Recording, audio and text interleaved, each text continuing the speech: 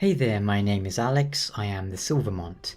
5 years ago, Blizzard sent me a beta key for Heroes of the Storm, and I made a video on it. And now I feel like it's a good time to talk about the game in 2020. First up, if you aren't aware, Heroes of the Storm is a hero brawler. In this video I won't be talking too much about the basic gameplay. If you're interested in that, you can go and look up my video from 5 years ago, as I'm going to be using some terms in this video which might be confusing if you don't play HOTS or League of Legends or Dota or anything like that. And before I forget, this video is sponsored by Black Desert Online, the buy once play forever action MMO that I made a video about not long ago. The summer season has started in Black Desert Online, and that means if you make a new character on the special season servers, you'll be getting 100% more EXP. You can get a range of special items on this server as well, and at the end of the season you can graduate your character into a standard server. So in other words, no better time to start than right now. Check out the link in the description for a free 7-day trial, so you can check it out for yourself. But yes, if you aren't aware, Heroes of the Storm is a hero brawler. I believe that's how Blizzard describe it, in the style of Defense of the Ancients, Dota 2, League of Legends, Heroes of New Earth, and so on.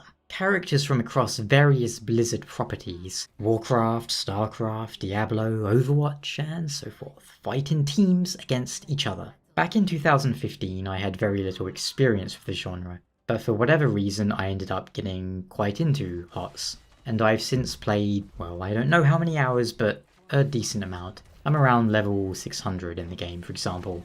And it has been interesting watching the game evolve over the years. A while back, at the end of, 2018 maybe, Blizzard cut the budget of the game and dropped support for the tournaments, the professional scene. Did this spell the end for HOTS? Well, the game still has a decent player base, judging from how long it takes to find maps, and whilst the hero releases have definitely slowed down, they are still coming. So I wouldn't say the game is dead, but it is disheartening to me to see the support load, as I think it's one of the only good things Blizzard have put out in the last 5 years, if not more. WoW is always going up and down, but generally I think it's been in decline since 2008, 2009. Starcraft is something I've never really played, so I don't know what the situation is there, only that we haven't had a new Starcraft in a while. Diablo was in a rough spot, and Warcraft 3 Remastered looks like a complete mess. And Overwatch, well, I played a lot of Overwatch when it came out. I kinda despised that game. Out of everything I've ever played, Overwatch has the single most unpleasant community of them all, with people complaining even when things are going right. That, and I feel the gameplay itself in Overwatch is inherently flawed. A majority of abilities in Overwatch feel as if they are designed not to empower your character, nor even your allies, but rather to cripple your opponents, which is not very fun in a game where your opponents are other players. Basic example, instead of an ability making you move twice as fast, it will make your target move at half speed. Everything is about reducing the playability of your enemies, which I think is stupid in a PvP game. But I digress. Heroes of the Storm, how is it in 2020? Well, I can't find much to complain about with the approach the developers have taken. For the most part, they seem to have stuck to their vision, and I respect that. It feels like most of the old Blizzard spirit was only to be found in HOTS, for whatever reason. There are issues though. For starters, the heroes, Orphea and Kira, were bad calls in my opinion. In a game celebrating Blizzard characters, why would you put in new, original, donut steel characters who aren't very inspired? I would have rather seen their kits, which I do enjoy, on other characters. Second of all, the game's biggest issues might stem from the community and the matchmaking. You might have heard of Bronze, Silver, Gold, Hell. This is where, in ranked play, a lot of players get stuck at these ranks because the obnoxious behaviour of the player base doesn't allow them to break out of it. Even if they are a decent player, a lot of the ire in this game is directed at one's own teammates. We can't really blame Blizzard for that directly, I suppose, but they could do things to alleviate the problem. People will be stupid on the internet, but the matchmaking in HOTS is definitely flawed. I've read a lot of developer comments on the matter, but at the end of the day, it's very simple. They think balanced matchmaking means 50% win rate is balanced, which is not true at all.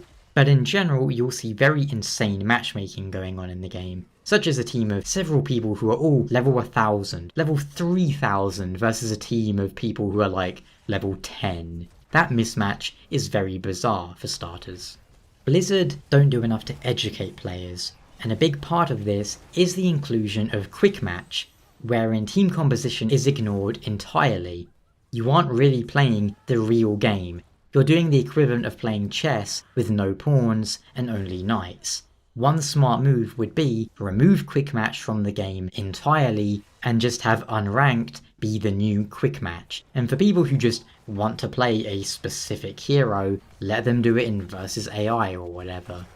It might start to help educate the players about team comps and picking and banning and all that sort of thing. Then we have the ranked mode, which has its own share of problems. It used to be split into solo and team matchmaking. These days you can get a team of 5 who are all playing together versus your team that has 5 solo players. That is an issue for obvious reasons. A team of 5 using voice communications and the like who are playing together are going to have a huge advantage over 5 individual players. Even if individually those players are better, you can't combine their individual skill to make their team better. That's not how it works. It's going to hurt the experience for everyone involved. Supposedly this was done to improve queue times, but it might be better to revert that change and, I don't know, just have a dedicated 5v5 stack team queue for ranked. As for the gameplay changes, it would be impossible to cover 5 years worth of changes, but recently they've started including anomalies, which are very hit or miss. Enemies used to grant EXP upon their death, assuming you are close enough to them. Now they drop EXP orbs instead, that you need to physically pick up by moving close to them. Might sound like a inconsequential change, but it was quite a big one at the end of the day. For starters, it hurt heroes like Abathur, one of my favourite characters as it happens, and it opened up new gameplay avenues, such as denying EXP from the enemy team. I'm not a huge fan of it, but that's just because they made it significantly harder to soak with Abathur. If he had some sort of passive that increased his range, maybe. Then again, Abathur is very strong right now, so I shouldn't complain too much, huh? Then we've got things like the fort keep and weather changes, some of which I'm not thrilled about. Weather changes feel random. That's the opposite of what I want in a game like this. I'd rather they remove them entirely or keep them as an option for custom games or maybe in brawls, not in every gamer mode. I like some of the changes that have been changed. Towers no longer have ammo, for example, which rather drastically changed how they worked, as before you could just soak up all of their ammo as a strategic decision. Obviously that's no longer an option. The hero roster is good, and they've added a lot of good heroes since 2015. It has been interesting watching how they change and evolve over the years. Kael'thas, my favourite mage, because you know, he's all about Living Bomb and Phoenix, and Living Bomb is one of my favourite things, and I like Phoenixes. He's jumped around the tier list a good amount, even though his kit has never drastically changed. Right now, for example, he has a huge ban and pick rate, which sucks for me, because everyone wants to play one of my favourite heroes, or ban him. Typical. Then you have heroes like Tassadar, who underwent complete reworks. He went from a support, maybe at one point he was a healer, he's been changed so many times, then eventually they just straight up made him an assassin. One of the biggest strengths in HOTS has been the unique and interesting heroes such as Abathur, who acts like a battlefield commander, placing his hat on different heroes, soaking multiple lanes and placing mines around the map. Or Cho'Gall, who is controlled by 2 players. One moves, one shoots, in essence, and their names get combined, which is very fun. Or the 3 Vikings, 3 characters controlled by 1 player, enabling intense micro and macro management. That, along with this streamlined approach the game has taken to the genre, are some of its biggest strengths. There are no items, there is no last hitting. A lot of those mechanics were, in my opinion, unnecessary and only included because of legacy expectations from the original Dota, which was made by what, 3 people? When you look at those mechanics in the grand scheme of things, they might not really be that conducive to the point of the game, which, in the case of HOTS, is meant to be a team-based brawler with unique abilities. Other things that are a lot more open to discussion, such as team-shared EXP. In theory, I like the idea of the entire team sharing EXP.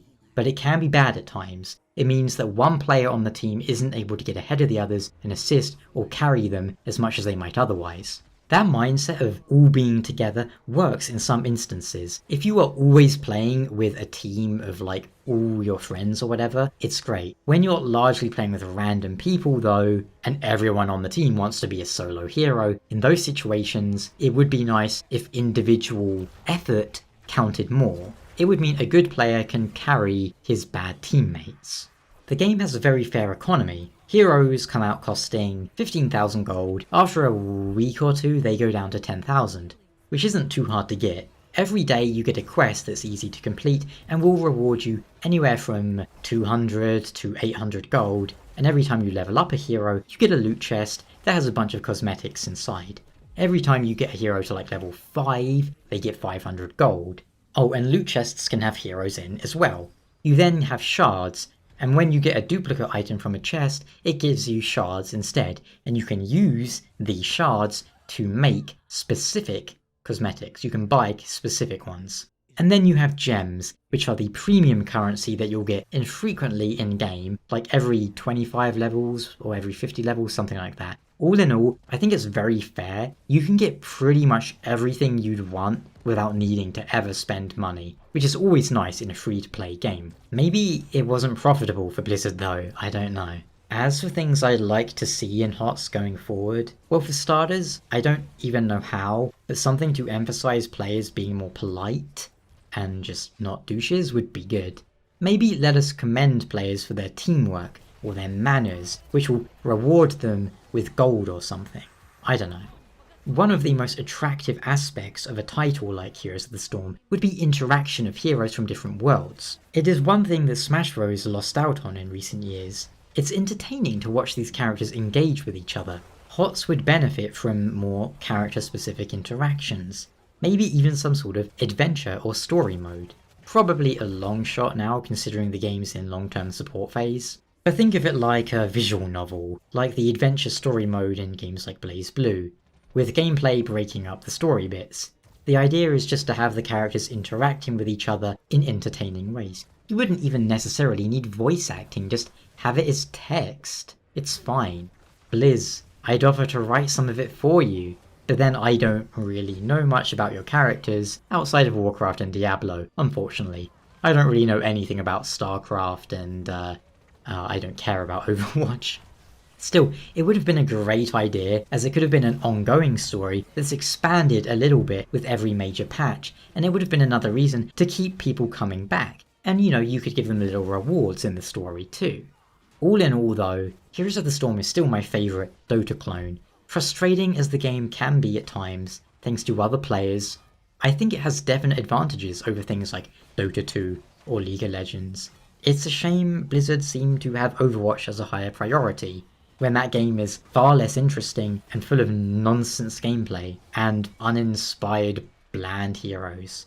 But what do you think? Let me know. Once again, this video was sponsored by Black Desert Online. Check out the link in the description for a free 7-day trial of this neat action MMO, which you buy once and then all future updates are free. Get started on one of the season servers where you can level up and become immense. Until next time, ciao.